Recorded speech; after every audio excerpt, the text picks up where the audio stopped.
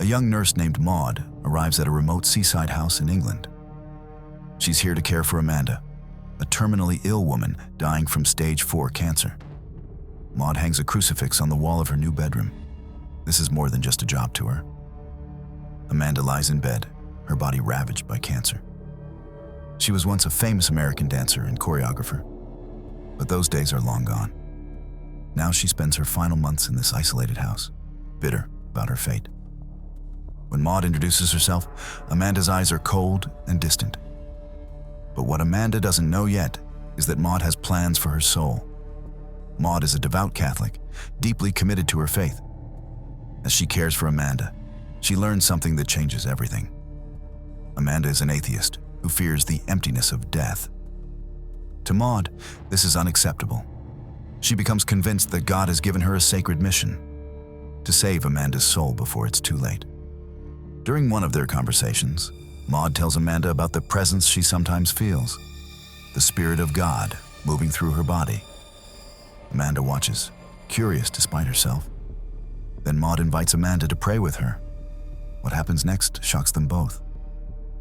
As they pray together, Maud's body begins to convulse. Her face twists unnaturally, bulging in ways that shouldn't be possible. Amanda watches in fascination as Maud seems overcome with religious ecstasy. For a brief moment, Amanda appears to feel it too, that overwhelming presence filling the room. After this experience, Amanda writes Maud a note in a book thanking her. She calls Maud my savior. Maud reads those words over and over. My savior. She believes God is speaking to her through Amanda, confirming her divine purpose. But this is where everything starts to spiral out of control. Maud notices that Amanda has a regular visitor, a woman named Carol. From their interactions, Maud realizes that Amanda pays Carol for intimate companionship. To Maud, this is a threat to Amanda's salvation. She decides to take matters into her own hands. One day, Maud finds Carol in Amanda's kitchen. She confronts her directly, demanding that Carol stop visiting. She warns that Amanda's soul is in jeopardy. Carol is confused and defensive, but Maud is relentless. She insists that Amanda needs to focus on spiritual matters rather than physical pleasures. Carol doesn't listen, and what Maud does next will destroy everything. Amanda's birthday party arrives. The house fills with guests, music, and laughter. Amanda seems happier than she's been in weeks. Then Carol walks through the door. Maud's face goes pale. She watches as Carol greets Amanda with obvious affection. But the worst is yet to come. In front of all the party guests, Amanda makes an announcement. She reveals that Maud tried to drive Carol away. The room falls silent as Amanda explains how her nurse attempted to control who she could see in her final months. Then, Amanda does something cruel. She mocks Maud's faith in front of everyone. The guests begin laughing at Maud. They make jokes about her beliefs, her devotion, her supposed connection to God. Maud stands frozen, humiliated as the mockery grows louder. Then she snaps. Maud strikes Amanda across the face. The party erupts in chaos. Guests pull Maud away from Amanda as she's screaming about salvation and sin. Within hours, Maud is fired from her position. She's told never to return to Amanda's house. Maud stumbles home to her new small apartment, devastated. She believes God has abandoned her. Her sacred mission has failed. That evening, Maud tries to find comfort in a crowded pub. She attempts to make conversation with strangers, but her social skills have deteriorated. She laughs awkwardly at jokes she doesn't understand. She tries to fit in with groups that don't want her there. The sensory overload becomes too much. She notices the drinks around her, the liquid swirling in glasses like whirlpools.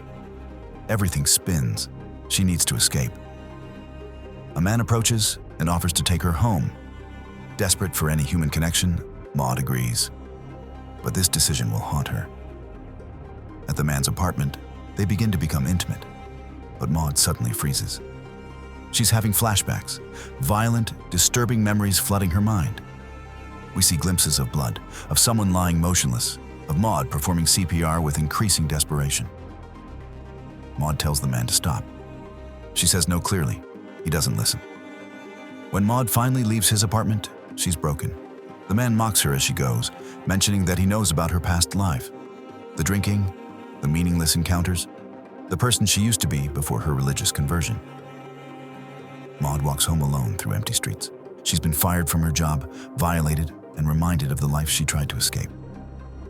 She reaches her apartment and collapses. This is her lowest point. But something is about to change. Maud cries out to God, begging for a sign. She needs to know she hasn't been abandoned. She needs her purpose back. Then it happens. A cockroach crawls across her ceiling. Maud's eyes lock onto it. The insect seems to glow with divine light. Then Maud begins to rise into the air. Her body arches backward as if caught by invisible wings.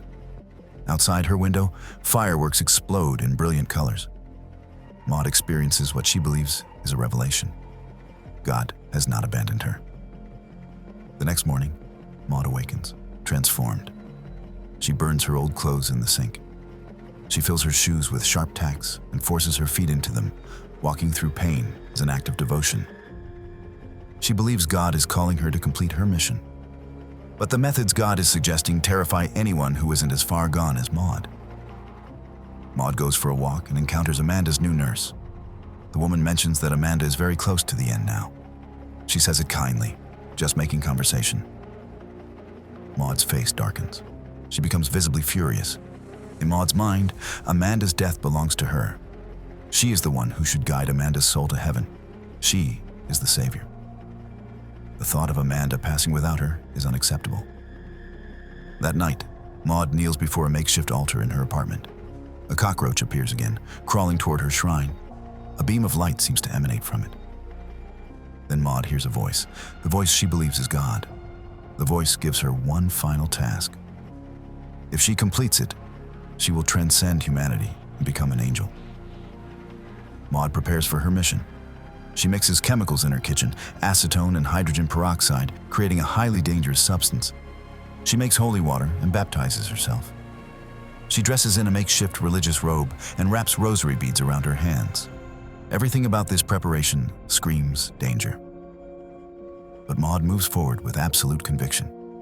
As night falls, Maud leaves her apartment and walks toward Amanda's house. She moves through the darkness like a ghost, completely silent, utterly focused. Amanda's regular nurse finishes her shift and leaves. The house is quiet. Maud enters through an unlocked door. She finds Amanda in bed, her body frail and weak. Amanda's eyes widen when she sees Maud standing there in her strange robe. Maud pours holy water over Amanda's head. Amanda tries to speak, confused and frightened. She asks what Maud is doing. Then she does something unexpected. She apologizes. Amanda says she's sorry for mocking Maud's faith at the party. She asks for forgiveness. Maud smiles. She reminds Amanda of that day they prayed together, when they both felt God's presence. But Amanda's response shatters everything. Amanda admits she faked it. She explains that dying is incredibly boring. She just wanted something interesting to happen. That moment of shared ecstasy was a performance. God wasn't there. God has never been there. Maud recoils in horror. But what she sees next confirms her worst fear. Amanda's face begins to transform. Her features twist into something demonic. She rises from the bed with supernatural strength and hurls Maud across the room. The demon wearing Amanda's face mocks Maud's need to prove her faith. In Maud's mind, this is the final test. She must eliminate this demon to prove her devotion. She attacks. The struggle is brief but violent. When it's over, Amanda lies motionless. Maud stands above her, covered in blood, convinced she's just defeated evil itself. Maud floats out of the house in a state of religious ecstasy. She's completed her mission. She's proven her faith. Now she just needs to claim her reward. When morning comes, Maud awakens in her apartment. She looks down and sees wings sprouting from her back. Angel wings, proof that she's transcended humanity. Maud wraps herself in her sheet and walks onto a public beach. Beachgoers begin to gather, drawn by this strange woman in religious robes. Maud looks up at the sky. She sees massive swirls in the clouds, the gates of heaven opening for her. She pulls out the dangerous mixture she prepared. Before anyone can stop her, she pours it over her body. People scream, running toward her, but afraid to get too close. Maud speaks her final words in Welsh. Glory to God. Then she lights herself on fire. In Maud's mind, the transformation is beautiful.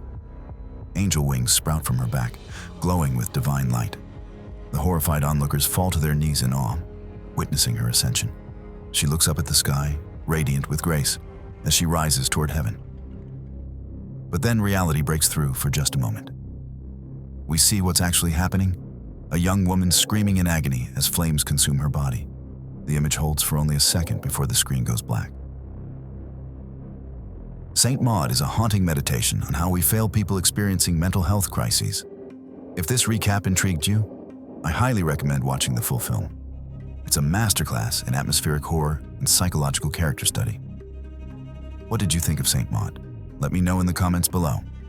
And if you enjoyed this recap, don't forget to like and subscribe for more deep dives into horror films that will stay with you long after the credits roll. Thanks for watching.